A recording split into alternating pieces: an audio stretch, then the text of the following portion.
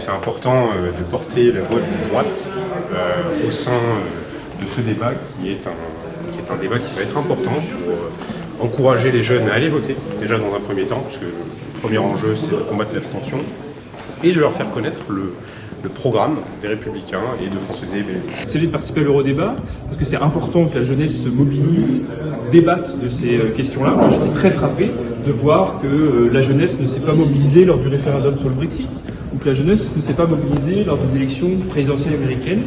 Et à chaque fois, c'est les populistes, ceux qui cherchent à nous diviser, qui gagnent. Et donc c'est important qu'on mobilise cette jeunesse, qu'on lui montre la diversité des propositions politiques qui existent, et notamment ceux qui défendent l'Europe. Je pense que c'est important d'aller parler à la jeunesse. On sait que la jeunesse s'abstient beaucoup, notamment pour les élections européennes. Et en fait, on ne peut pas négliger ces moments de débat, ces moments de démocratie qui sont super importants.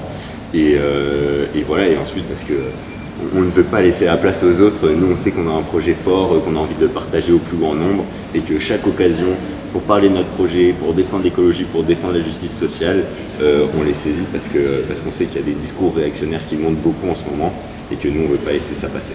Le 9 juin, je vous invite à toutes et tous à aller voter. Une des causes de l'abstention sur les élections européennes spécifiquement, c'est l'impression que l'Union européenne est très très loin de nous, que les choses qui sont votées au Parlement européen n'ont pas d'incidence sur notre vie. Et en fait, si on se détourne de la chose politique, ça ne veut pas dire que les politiques votées n'ont pas d'incidence sur nos vies.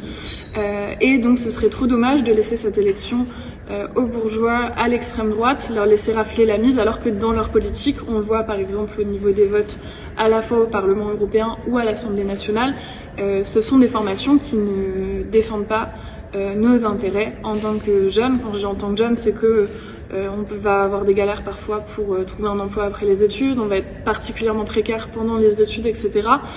Et donc ce serait dommage de laisser passer cette élection alors que, notamment donc la liste portée par Manon Aubry, on propose au niveau européen des solutions pour lutter contre les problèmes principaux auxquels sont confrontés les jeunes. Notamment, on défend la mise en place au niveau européen d'une allocation d'autonomie. En France, ça serait à peu près 1158 € par mois.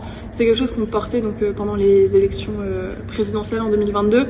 Là, on propose de le transposer au niveau européen. Donc, une somme pour tous les jeunes en dessous de moins de 25 ans dans tous les pays de l'Union européenne, financée par la mise en place d'un ISF au niveau européen. Donc on fait contribuer les plus riches pour donner à ceux qui en sont le plus dans le besoin, pour donner à tout le monde. Donc voilà, je sais pas si c'est une raison suffisante, mais quoi qu'il arrive, si vous n'allez pas voter, malheureusement, il y aura des choses qui seront votées.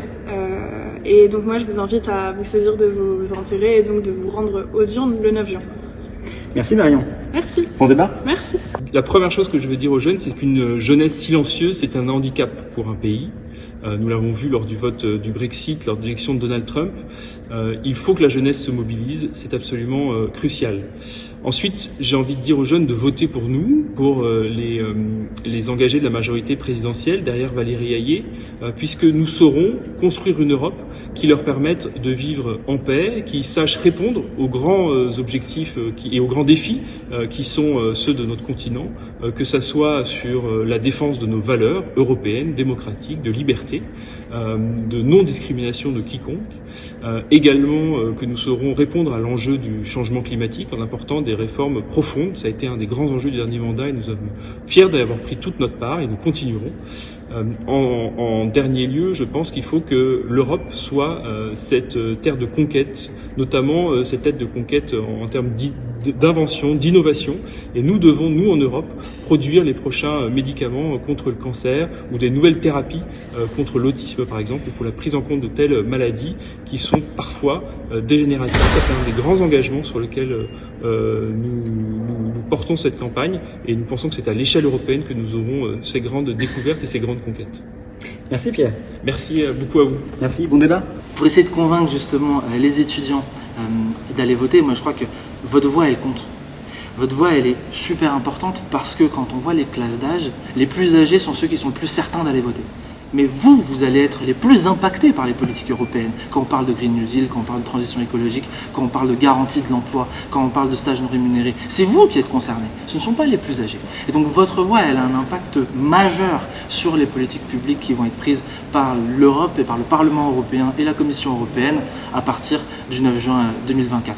Et donc vraiment, allez voter.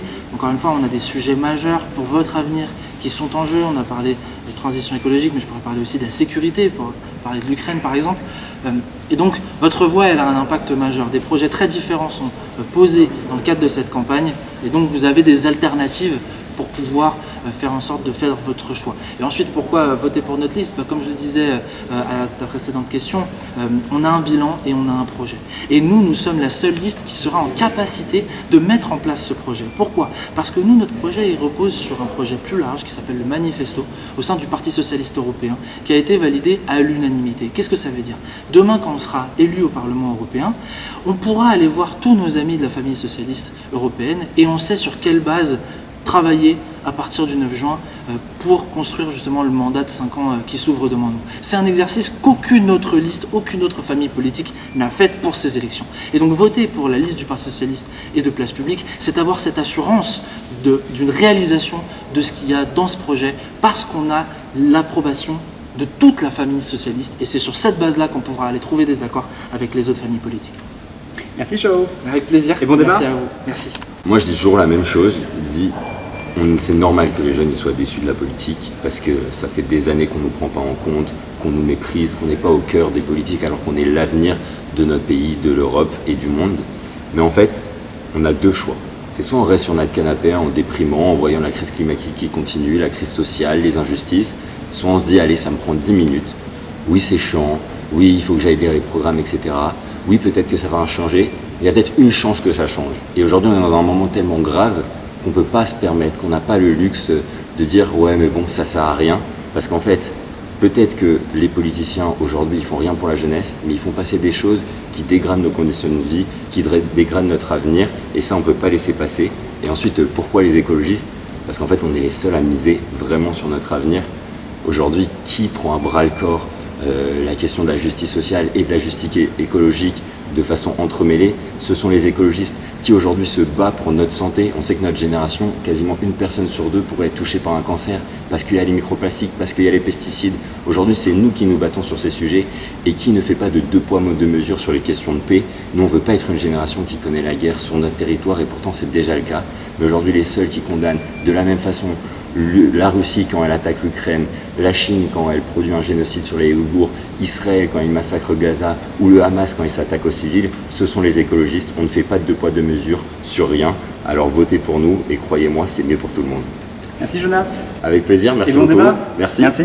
Concrètement, la liste de François-Xavier Bellamy et même de manière générale la droite que nous représentons avec les Républicains, c'est cette droite des projets, cette droite qui a défendu le nucléaire au Parlement européen, qui a défendu vos intérêts, qui s'est battue contre la hausse du prix de l'électricité au niveau européen, qui s'est battue contre tout impôt européen. Voilà, cette droite-là, c'est la droite qui travaille, c'est la droite qui combat au sein du Parlement européen.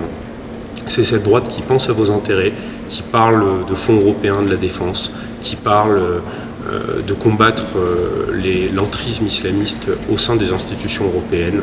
C'est cette droite-là, c'est cette droite d'autorité, mais aussi de liberté, qui donne de l'espace et qui donne un souffle aux agriculteurs qui souffrent énormément. Et c'est cette droite-là que l'on veut porter.